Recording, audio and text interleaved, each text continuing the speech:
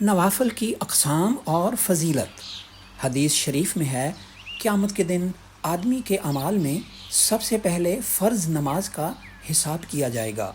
اگر نماز اچھی نکل آئی تو وہ شخص کامیاب ہوگا، اگر نماز بیکار ثابت ہوئی تو وہ خسارہ میں ہوگا، اور اگر نماز میں کچھ کمی پائی گئی تو ارشاد ربانی ہوگا کہ دیکھو، اس بندے کے پاس کچھ نفلیں بھی ہیں جن سے فرضوں کو پورا کر دیا جائے، اگر نکل آئیں تو ان سے فرضوں کی تکمیل کر دی جائے گی۔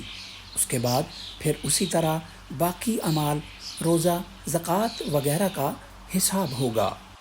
نوافل کی اقسام: تحیۃ الوضو، تحیۃ المسجد، نماز تہجد، نماز اشراق، نماز چاشت، صلاۃ الزوال، نماز اوابین، صلاۃ التوبہ، صلاۃ الحاجت، نماز شکر، صلاۃ السفر، نماز منزل، صلاۃ الکسوف، صلاۃ الخسوف، مصیبت کے وقت نفل، نماز قتل، نماز استخارہ، صلاۃ التسبیح، نماز استسقاء، نماز حفظ القرآن۔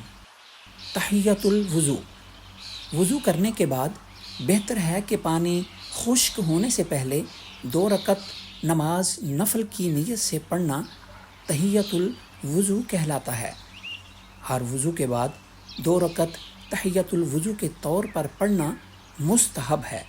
رسول اللہ صلی اللہ علیہ وآلہ وسلم کا فرمان ذی شان ہے، جو شخص بھی وضو کرے اور اچھی طرح وضو کرے اور 2 رکعت اس طرح پڑھے کہ اپنے ظاہر و باطن سے نماز ہی کی طرف متوجہ رہے، تو اس کے لیے جنت واجب ہو جاتی ہے۔ تحیۃ المسجد: جب آدمی مسجد میں داخل ہو تو بیٹھنے سے پہلے 2 رکعت نماز تحیۃ المسجد کی نیت سے پڑھنا ثواب کا باعث ہے، بشرطے کہ وقت مکروہ نہ ہو اور جماعت کھڑی نہ ہو۔ رسول اللہ صلی اللہ علیہ وآلہ وسلم کا فرمان ہے کہ جب تم میں سے کوئی مسجد میں داخل ہو تو اس وقت تک نہ بیٹھے جب تک 2 رکعتیں نہ پڑھ لے۔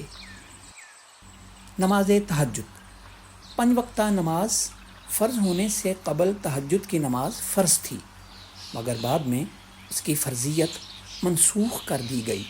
یہ نماز مستحب ہے۔ تہجد کا وقت عشاء کی نماز کے بعد سے شروع ہوتا ہے اور صبح و صادق سے پہلے تک رہتا ہے۔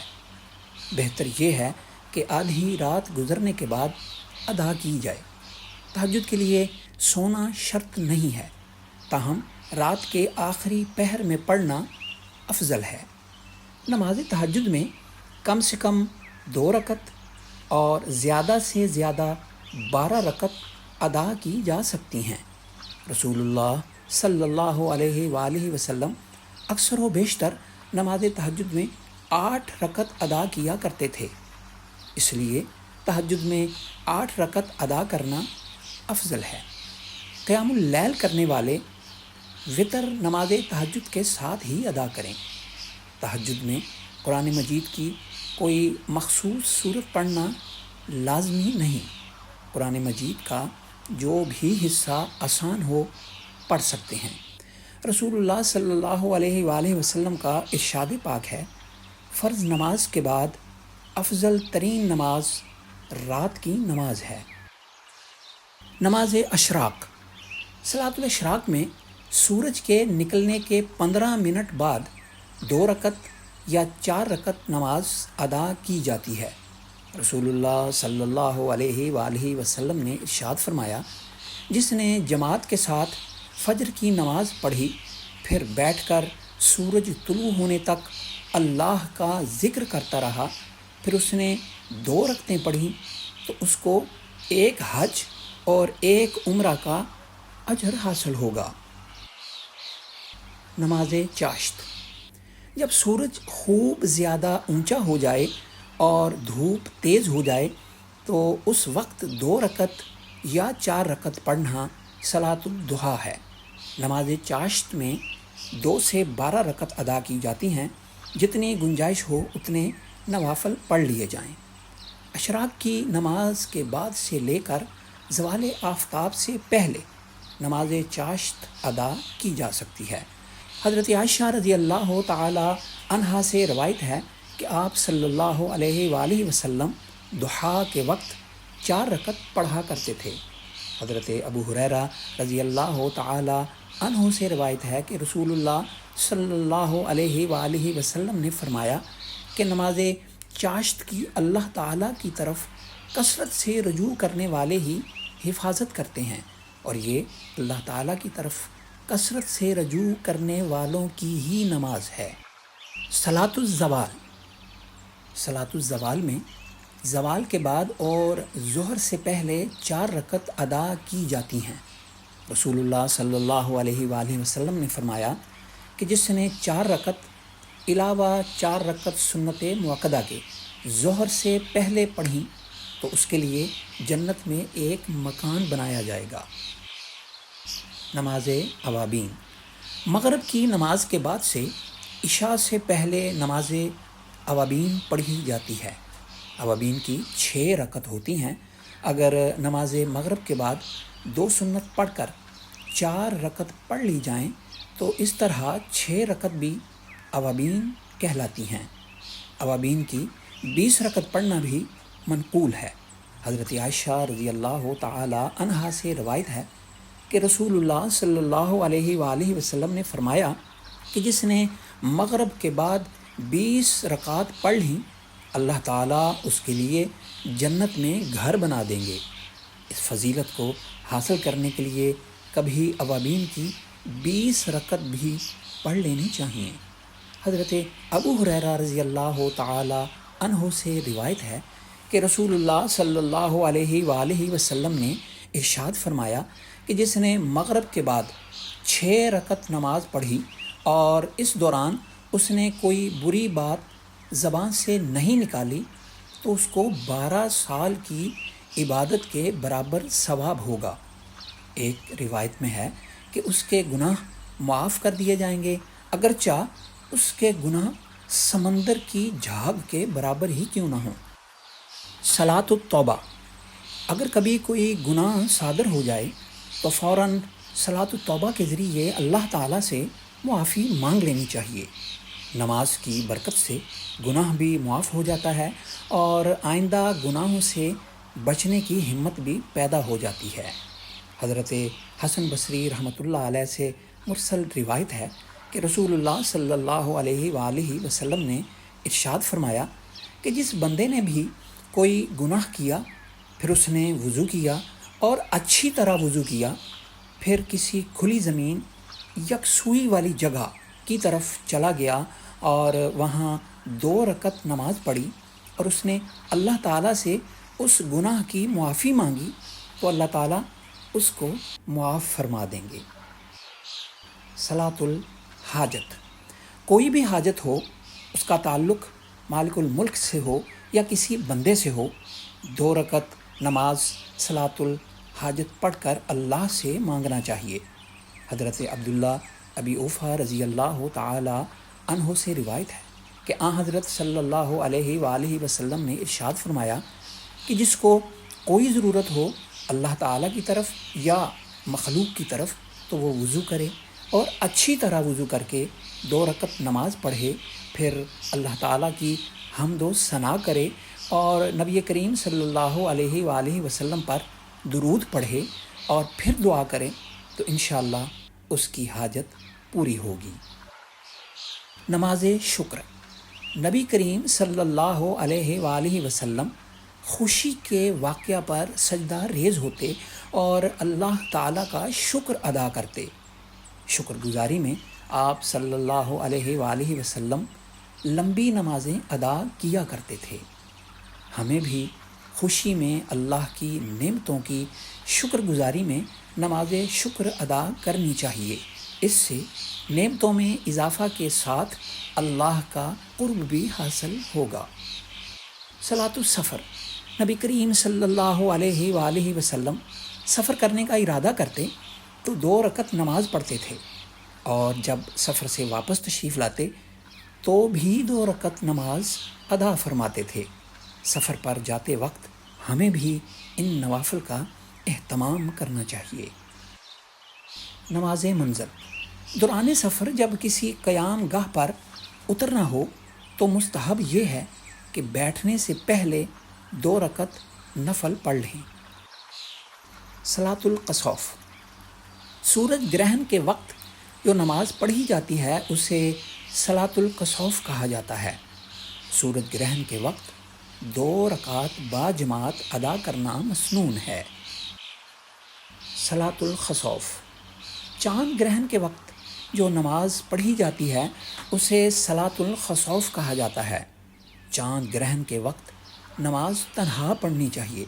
حضرت عبداللہ بن مسعود رضی اللہ تعالی عنہ سے روایت ہے کہ نبی کریم صلی اللہ علیہ وآلہ وسلم نے ارشاد فرمایا کہ جب تم گرہن دیکھ لو تو اللہ کی حمد، تکبیر اور تسبیح کرو اور نماز پڑھو یہاں تک کہ سورج یا چاند گرہن جو بھی ہوا ہے وہ ختم ہو جائے۔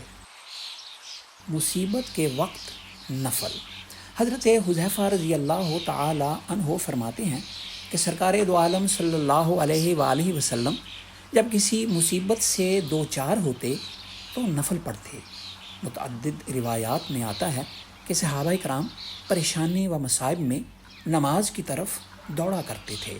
حضرت ابو درداء رضی اللہ تعالی عنہ فرماتے ہیں کہ جب آندھی چلتی تو حضور صلی اللہ علیہ وآلہ وسلم فوراً مسجد میں تشریف لے جاتے تھے۔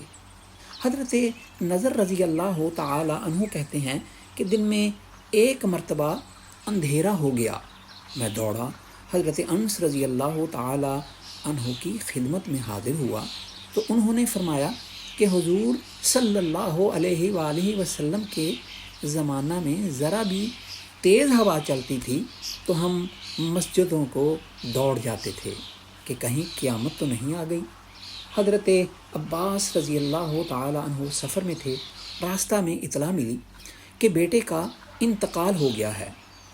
آپ اونٹ سے اترے، 2 رکعت نفل پڑھے اور انا للہ و انا الیہ راجعون پڑھا، پھر فرمایا کہ ہم نے وہ کیا جس کا اللہ نے حکم دیا، واستعینوا بالصبر والصلاۃ، یعنی صبر اور نماز سے مدد طلب کرو۔